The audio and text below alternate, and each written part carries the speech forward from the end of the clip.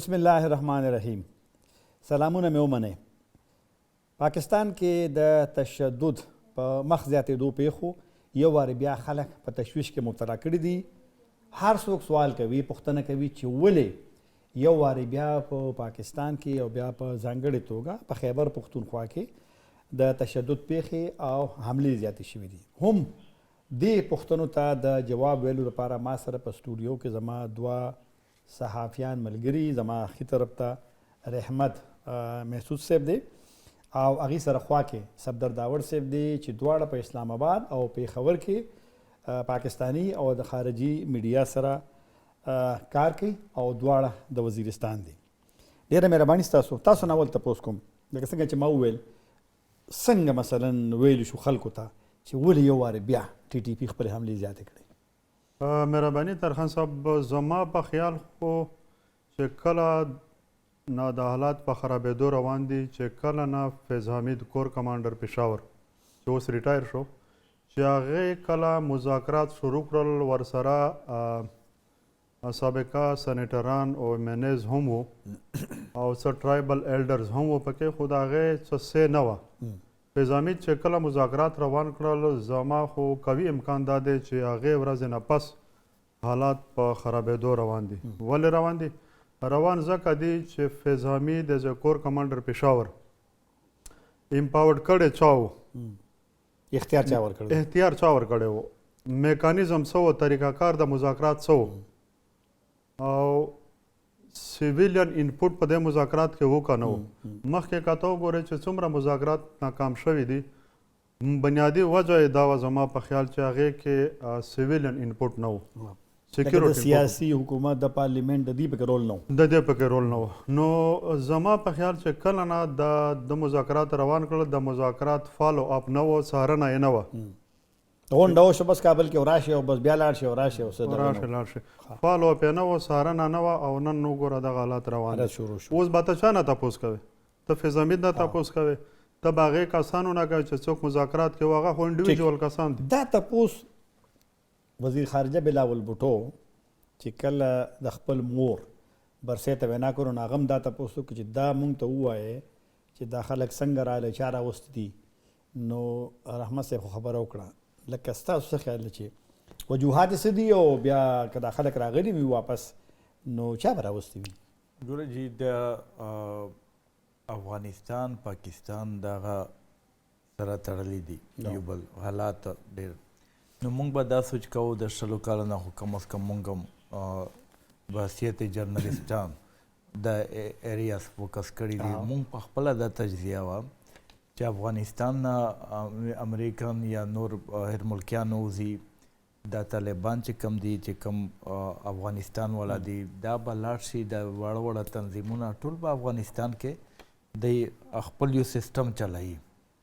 خو هغه ټیک ته چې افغان طالبان خو لاړل، هلته کنټرول یې واخیستو د افغانستان کې. اوس دې نه پس ټي ټي پي چې کم شوه یا داعش چې کم شو، کم نور تنظیمونه دي چې کوم شریعت په نامه باندې یا جنګیږي، نو هغه ټي ټي پي چې کوم دوه مذاکرات شوي وو، هغه کې افغانستان د طالبانو دا ویلي دي چې موږ به د خپل افغانستان سرزمین بل ملک خلاف استعمالول ته نه ورکوو. نو هغه بیا پاکستان پریشر پر راوړو افغان طالبان باندې چې تاسو د ټي ټي پي چې کم دی یا خو ضیمه ورکوئ یا دلته چې کم دی اکټیویټیز زیاتې کړي دي دا مخه ونیسئ. نو هغې بیا باقاعده پکې فیسیلیټیټر شول. خو دغه پاکستان هم لږ ناپوهي وه او موږ چې کم تجزیه کار و دا دی هم چې یاره دا به د افغان طالبان په کنټرول کې ټي ټي پي والا یي. خو هغه موږ وایو چې نه، هغه اوس نه دی، د افغان طالبان په کنټرول کې هم نه دی. لکه دا سوچ دلته غلط و چې موږ له افغان طالبان د مسلې حل کړي. عام یو پوینټ دا دی چې اوس دا 100 کاله افغان طالبان سره دی مشترکه جدوجهد کړی دی، جنګ یې کړی دی. افغانستان لکه د هغې دپاره یو مشکل کار و چې دوی مخه ونیسي، دې دپاره مشکل کار و. نو دې دپاره بیا مذاکرات موږ خو دا وایي چې بس مذاکرات به کامیاب شي، افغان طالبان به پریشرایز کړي. خو هغه شانته ونه شوه. ریپورټ دا راځي چې د امارت اسلامي نه زیاتره فایټرز ورځي ټي ټي پي جوین کوي. نورولي مسعود چې کم دی هغه په دا کې کامیاب شو چې یوزلی بیا ټي ټي خپل زاړه خلک نو ورګه رحمت صاحب هغه کاروایي شروع کړي. دا راته وایي چې ولې یو ځل بیا قبایلي سیمې یا ولسوالۍ یا ضلعې لکه ولې هلته خلک بیا یو تشویش کې مبتلا شو؟ خو پوره پاکستان دا نه یم چې پوره پاکستان کې دی تشدد شروع شي او لیکن ولې خیبر پښتونخوا فوکس دی د ټي ټي پي؟ زما په خیال خو ما خیال دغه دی چې ستا چې کم قبایلي اضلاع دي د دې مرجر دی وکړو، زور زبردستي دی وکړه. ټیک شو. د خلکو انپوټ پکې نه و. سرتاجزیز کمیټي وه 2018 کې یو 2 ویزټ یې وکړل بند کمرو کې ډپټي کمشنر آفیسز کې. نو بس راغی ریپورټ یې ورکړو چې قبایل خوشحاله دي. مرجر یې وکړو. ټیک شو. د مرزۍ خلاف مرجر و. هغه بل پکې پرابلم دا و چې کم قبایلي اضلاع دي دغه ستا نیشنل سیکیورټي ایشو ده. هغه ستا نیشنل سیکیورټي نه واخیسته. دې ته توجه نه ورکړې د امنیت خبرې ته؟ امنیت یې نه کور چې هلته سیکیورټي ده، هلته مرجر دی، هلته سیسټم نشته. نو په کار خو وه چې په کې پي نه او په ریسټ آف پاکستان نه چې هلته سیسټم مضبوط وي، ستا عدالت مضبوط وي، ستا پولیس مضبوط وي، ستا هیلث مضبوط وي. چې دا مضبوط وي نو د اوسني حالت به ممکن وي چې داسې به نه و. دا به نه و بلکل. اوس هغه شیونه سپیله ور وشوه. کې پي ته وشوه، کې پي کې انسیکیورټي وشوه. پنجاب ته اسلام آباد ته پکې راغله. اسلام آباد کې د ولې داسې حالات سیکیورټي؟ نه هلته چې فوج موجود دی اوس هم په قبایلي علاقو کې فوج موجود دی، خو طاهر صاحب به زما په خیال چې قبایلي اضلاع داسې اسانه نه دي. داسې اسانه نه ده چې فوج یې کنټرول کړي، ځکه چې یعنې خپل تاسو وایئ چې یو خپل په قبایلو کې یو مقامي نظام د امنیت ټینګولو لپاره پکار و. پکار و او هغې توجه نه ده شوې. موضوع به خبرې به جاري ساتو، یو وقفه کوو، واپس راځو.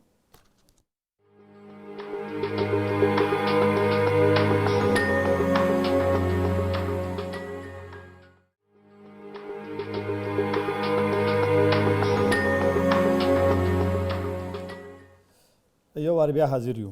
صفدر داور صاحب، لکه مسله خو اوس پیدا شوه، تاسو هم وجوهات رحمت صاحب هم وویل، اوس د حل لاره څه ده؟ څنګه به دا مسلې ور بیا حل کوو؟ لکه مذاکرات هم معطل دي، شرایط هم سخت وو، د هغه طرف هم د پاکستان د حکومت هم، مسلې حل به څه وي؟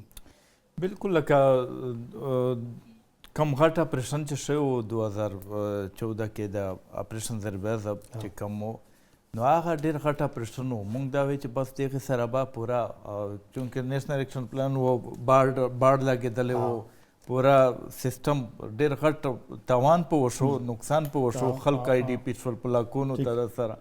خو هغه اوس داسې لګي چې دې کال ډېر تیز کال وچلېدو بدامنۍ په لحاظ سره. د هغې وخت توقع به د دې نه وه زما خیال کې وبه دومره توقع د خلکو نه وه. بیا دا اوس خو دومره حالات کمبیر شوي دي، تاسو د بنو واقعه ولیده، نور ولیدل، دلته بلوچستان کې ډېر زیات واقعات زیات شوي دي. نو دغې کنټرول کولو دپاره دوه دي، یو خو دلته عسکري قیادت او سیاسي قیادت بدل دی. اوس دلته صوبایي خپل یو ځان له قیادت دی. پکار دی چې دا حکومتونه خپل سره کینی، یو مشوره وکړي، بیا که دې خلاف ایکشن اخیستل وي هم لکه دا خبرې کېږي چې په بنو کې اپریشن کوو، یو ځای کې کوو، بل ځای کې کوو، نو هغه هم چې بیا دی داسې سارټ آوټ کړي چې اجتماعي لیول. ستاسو څه خیال دی چې پخوا څنګه اپریشنونه شي؟ تاسو اشاره مو کړه، خو پته وه چې یاره شمالي کې دي، باجوړ کې دي، جنوبي کې دي، بیا اوس خو هغه رنګ کنټرول خو نشته. نو اوس په څنګه اپریشن کیږي؟ که دې هم فیصله هم کړي؟ اوس زیات نه زیات ګوره، یو خو افغان طالبان چې کم دي که زیاتره وي دی ډېر وایي چې موږ سره سوخ نشته پې باندې. پاکستان اسلام آباد په کار دی چې په کابل باندې پرشار واچوي چې هغه خپله سره سوخ استعمال کړي. دلته باډ چې څومره په اربونو روپۍ په لګېدلې وې، پاکستان سره پیسې نشته دی، خو عینې په لګولې وې. هغه موږ سوشل میډیا باندې ګورو، باډ هم بیا لاړو، سر یې وخوړو. بیا دېخوا احمدورف چې کم دی، دا بیا دېخوا چې کم دا ایریاز دي، دا به زه بیا دې ته لاړ شم چې دا کم بنو ولایت دی اناونس کړی و، ډی آی خان ولایت اناونس کړی و. نو پکار دی چې دا ایریاز چې کم دي، دلته چې د کم ټرایبل ایریاز دي، هلته هېڅ قسم سیسټم نشته. زه اوس وزیرستان نه راغلم، چیک پوسټ باندې تا فوجي نشته دی، تا پولیس وال نشته دی، تا پخوانی خصدار نشته دی، بالکل هر څه داسې پریښي دي. نو دا شانته ټارګېټ کیلینګ کې اوسه پورې په سلونو کسان مړه شول. نارت وزیرستان ساوث کې تر اوسه پورې تا د پولیس لاندې یا د پولیس اف آی آر یا د عدالت په ترو باندې یو کس ته راونه نیو، نه د سزا ورکړه. نو اوس خو بالکل ګراوند دغسې خالی پروت دی، ورته چې څوک څه کوي پکې هغه فاټه نه مخکې چې کوم حالات و هغه توره شپه جوړه شوې ده. نو د دې اثر به دا نه دی چې اوس دلته مونږ په خوشحالۍ ګو یا وایو چې یاره اسلام آباد کې څه نشته دی، لاهور کې څه نشته دی، کراچي کې څه نشته دی، بس یې خو فاټه جانې کاري جانې. نو دا د دې خبره ډېره اهم ده چې چیک پوسټ کې څوک نشته، نظام نشته، نو بیا څنګه لکه دا تشویش چې د خلکو زیات شو، نو څه وایو چې دا ورته قصدنې ورته پرېښود که نه کمزوري دي یا ورسره ویره ده چې یاره څوک به راباندې حمله وکړي، نو ځکه بس داسې همداسې پرېږدی؟ یاره زما خپل دا خیال دی چې هغه نشته، یو ډایرکشن نشته. د سکیورټي ادارو ته د پولیټیکل انپوټ د لکه دواړه په یو ون پیج چې ورته وایي سیم پیج هغه نه دي سیاسي؟ نه، ون پیج دی، ون پیج نشو ورته ویلی. زه خو دا ویلی شم چې مخکې چې څومره مذاکرات ناکام شول په هغې کې سیاسي انپوټ نه و، عسکري انپوټ و، ټرایبل انپوټ و، پولیټیکل پکې نه و. زه اوس ما یم چې پولیټیکل ته دا پکار دی. نو پولیټیکل خو هغې ته حواله کوي که نه؟ دلته جولای په 5 باندې غونډه وشوه په اسلام آباد کې د نیشنل سکیورټي کمیټې، او فوج ته وایي تاسو ټي ټي پي سره خبرې جاري ساتئ، نو دوی خو دې ته په حواله کوي. نه خو هغه خبره باندې زه راځم چې نیشنل سکیورټي کمیټي چې کومه ده د هغه د یوه باډي جوړه کړي یا د دې لاندې چې یو باډي جوړه شي چې هغه امپاور کړي چې تاسو مذاکرات براوړئ او فالو اپ یې ساتئ.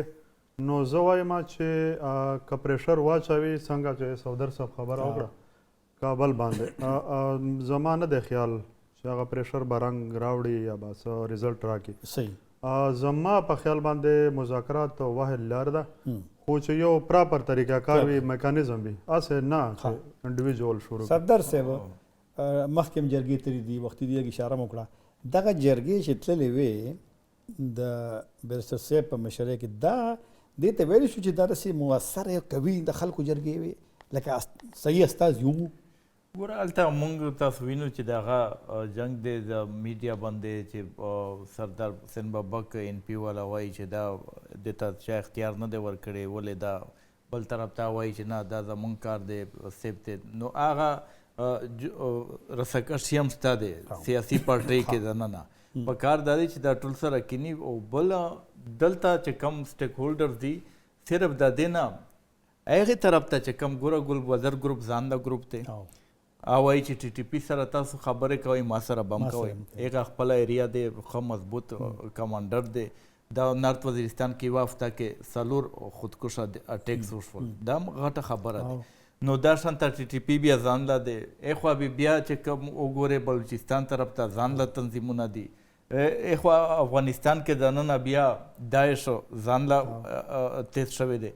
نو مطلب دا چې دا داسې په اسانه نه دی اخیستل پکار چې صرف دا یو ګروپ دی، نه پکار دی چې څومره سټیک هولډر دی، که سیاسي قیادت دی، که دلته عسکري قیادت دی، دا ټول په یو پیج باندې سره کینی، دا پکې پرېږدي چې دا بابک دی، دا ان پي دی، دا سیف دی. مطلب دغه د دې دپاره لکه قومي شو دپاره دا هر څه ختمول غواړي. یو بیا داسې یو ایکشن پلان په لکه څنګه 20 نکات چې و هغه قومي ایکشن پلان چې کوم و هغه شانته یو فرمولا جوړه کړي، دلته په هغه باندې عمل شروع شي، او دا نه چې بس صرف دې چې دې نه بیا دا مسلې جوړېږي چې ته یو ګروپ سره خبرې کوې او بل بل پرېږدي، بیا مسله ما سره یو وقفه کوو بیا واپس راځو.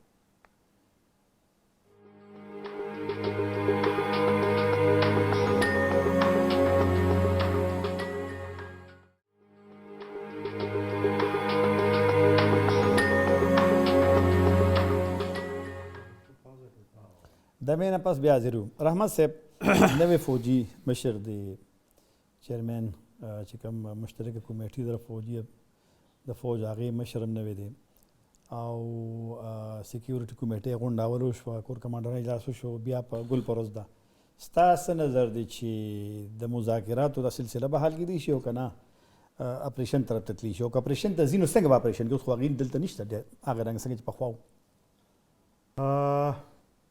نیشنل سیکیورټي کمیټي میټینګ چې کوم و زما خپل دا خیال دی چې دی به ښه رزلټ راځي، ښه نتیجه به ورکوي. خو اپریشن طرف ته دوی نه ځي او نه تللی شي. ولې نه شي تللی؟ او که لاړ شي لکه څنګه صدر صاحب مخکې خبره وکړه چې مخکې چې کله 2014 کې لوی اپریشن وشو ضرب اعظم، هغې کې لکه تا سیویلین پاپولیشن لرې کړل چې تاسو یو خوا شئ، ډسپلیس یې کړل، بنو ډی خانار چېرته لاړل او تا فل فلیج اپریشن وکړو. اوس هغه سچویشن نه دی، خلک لاړل، دوی د کمپنسیټ کړل، پیسې دې ورکړې ورله لږ ډېرې چې کورونه جوړ کړل. خلک به ومني اپریشن بیا که خلک یې نه ماني، خلک یې نه ماني ځکه چې اپریشن وشو رزلټ یې اوس دا راغی 4 کاله بعد چې بیا بدامني شروع شو. نو زه وایم چې اپریشن د مسالې حل نه دی او نه زمونږ هغه کیپیسټي ایز ا کنټري کیپیسټي نشته چې بیا فل فلیج اپریشن وکړو. نو صفدر صاحب چې اپریشن نه کیږي د ټي ټي پی مطالبات ممکن ده چې ریاست پاکستان یې ونه مني. فاټا خبره بار بار هغې کوي چې انضمام نه منو، خپل قیدیان خوشي کې مقدمې واپس واخلې، زمونږ خلکو ته اجازه ورکړي چې وسلو سره راشي. نو چې دا او دوی ورته وایي ټي ټي پی ختم کړئ، دغه نوم به نه استعمالوئ، بغیر د وسلو راشئ، عین د پاکستان ومنئ، وسلې کېدئ، نو بیا به څنګه مذاکرات پر مخ ځي؟ ګوره دا اوس چې کوم څه روان دي اپریشن ضرب نه پس که موږ وګورو نو دا ټارګېټډ اپریشن یې کېږي باقاعده او دوی هم اټیکس کوي که نه، چېرته خودکش دمکه وکړه، چېرته ګاډي ته آی ډي کېښوه، چېرته یو مسله جوړه شوه، چېرته بله دغه شانته فوج هم لګیا دی، چېرته اټیکس وکړي، چېرته ډرون هم استعمالوي. نو دې ځل خو نه خلک دې ته تیار دي چې پوره یو علاقه خلک آی ډي پي شي راشي او نه دومره پاکستان سره بیا فنډ شته دی چې هشانته بیا فنډونه ورکړي، راشنې ورکړي، روپۍ ورکوي. نو که کېږي هم د هغه شانته ټارګېټډ اپریشن دا کېږي کېدای شي دغه سره مسله حل کېدی شي. دې سره مسله نه خو یو پرشر راتلی شي که نه، یو ګروپ باندې یو هغه باندې اخر به بیا هم مسله دا وي چې دی به کینی سره ټیبل باندې به راسي، خو دا هغه دی چې کمپلیټ خو نشي کېدی چې بس دا ختم کړی شو. لکه څنګه 2014 کې اپریشن ضرب اعظم کې بازارونه وران شول، کورونه وران شول، خلک آی ډي پي شول. تر اوسه پورې افغانستان کې په زرونو خندرونه هلته پراته دي، اوسه پورې د بکاخیل کیمپ کې پراته دي. په دې باوجود هم دلته دی بیا هغه پوزیشن دی. نو خلک دې لپاره تیار نه دي چې دی بیا بل اپریشن وشي. رحمت صاحب کورونه پرېږدي، تاسو مې چې اپریشن ممکن نه دی، صفدر صاحب وویل دا راته ووایه چې دا ټي ټي پي د فاټا د مرجر د ختمولو دا غوښتنه کوي چې دا ختم شي، واپس د فاټا خپل حیثیت ته لاړ شي. دا ستا په خیال ممکن ده حکومت به ورسره ومني؟ دا نورې مسلې خو دغه قیدیان خوشي کولو، مقدمې اخیستلو، واپس راتګ خو به وي. زه خو وایم چې هغه پښتو کې متل دی چې که غر ډېر جګ وي په سر یې لار وي. دې کې دا خبره کېدی شي چې کمې خبرې د قبایلي رسم و رواج سره سمون خوري، لکه ته وبله چې کوم جوډیشي نظام دی هلته، هغه زه خو وایم چې قبایلي جوډیشي نظام چې و هغه مثالي دی. اوس دا وایم ډاون ډسټرکټ کې مې ولیدو، هلته مې ولیدو. نو داسې ډېرې خبرې دي. په هیلث سیکټر کې، د صحت په سیکټر کې خواله راتلی شي، په سکولونو کالجونو کې راتلی شي، په پولیټیکل ایڈمنسټریشن ډسټرکټ ایڈمنسټریشن کې راتلی شي. خو ځینې داسې شیونه دي چې که هغې باندې دوی دا بیا نظرثاني وکړي نو زه وایم چې په دا خبره باندې دواړه جوړ راتلی شي. پاسبل دا ممکنه ده. بالکل ستاسو څه خیال صفدر صاحب؟ زه فاټا ته لاړو که نه، نو د انضمام مثلا چې کومه فیصله وشو، انضمام وشو، آیا چې څوک د انضمام حامیان وو هغې اوس مطمئن دي چې واقعي دغه نتیجې چې کوم د هغې په ذهن کې به هغې ورکړي؟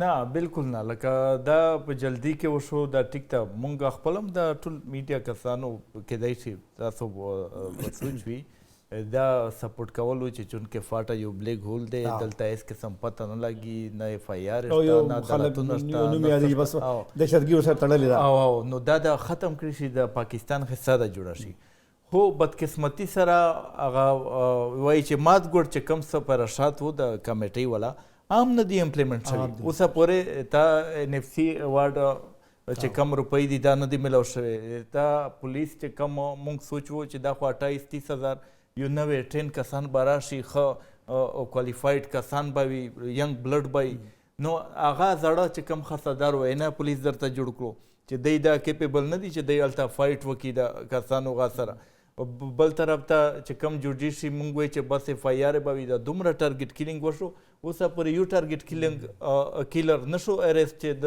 باقاعده 302 مقدمه په ایون وشاله هم نه دی په ګوته کړی هم نه دی چې دا پلان کې دا ټارګېټ کیلینګ وکړو نو دا شان تا نور چې څومره دي کرپشن د هلال چې کم دی سینیټر هلال سټینډینګ کمیټۍ چیرمین باقاعده په لاکونو هم نه په کروڑونو هم نه په اربونو روپۍ کرپشن سکینډل صرف مومنت کې ته دا شان نه دی چا نوم بناخلو خیر نه لکه دای وایي چې دا وشو هغه وایي چې شوی دی دای وایي چې دا شوی دی دا ولې په اربونو 45 ارب روپۍ دا خو صرف د رئیستلی دي چې دا کرپشن شوی دی مونږ په ایریا کې دا ولې دا شان ته نور چې څومره غټ غټ پروجیکټس دي مطلب دا چې هغه کم مات ګوډ سفارشات وو چې کم انضمام وو امپلیمنټ شوی نه دی اوسه پورې نو وجه څه ده رحمت صاحب وجه څه ده ولې د خلکو هغه تاسو خو بار ذکر وکړو چې دا په خلکو د فیصله تپل شوې ده په زور باندې نو بس هغې خپل کار وکړو بیا هغه اصل مسلې هغې به هم داسې پرېښودې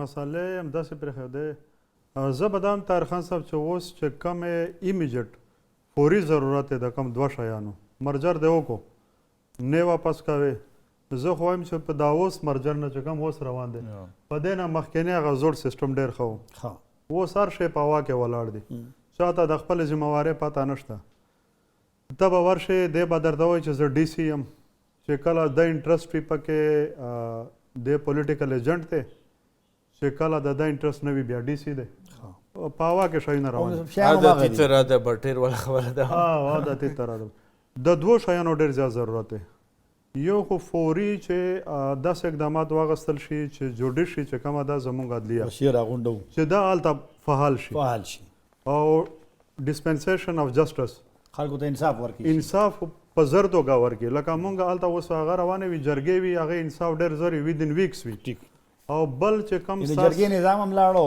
هغه انصاف والا شی هم رانه انصاف د ډیلې ده دا په خلکو کې ډېر زیات دا شی مایوسي ده ډېره زیات بل ستا سره چې کم خاصادار لیوي فورس یې د هغې دا تعین وکړه ته چې دا پولیس انډر دی که نه دی دا مخکې لانجه خو په دې جوړې وې صلاح مسعود آی جي چې و په دې باندې لرې وکړو چې نه دغه د آی جي لاندې نه دي دا د ډي سي لاندې دي ډېره مهرباني رحمت صاحب تاسو صفدر صاحب تاسو دا زمونږ دوه محترم ژورنالستانو صحافیانو د قبایلي سیمو او زما خو اکثر هم دا رایه وي چې کوم ځای کې مسله وي نو هم د هغه ځای خلک په هغې باندې ډېر ښه پوهېږي او باید چې هم د هغه خلکو رایه واخلو د هغې نظر واخلو او نن موږ دغه خپل ذمهواري د هغې احساس کوو او موږ د هغه سیمو خلک چې هغه دهشتګردۍ په نوم باندې چې کوم اپریشنونه شي هغې نه متاثره هم دي طاهر خان ته اجازه ورکړئ د الله په امان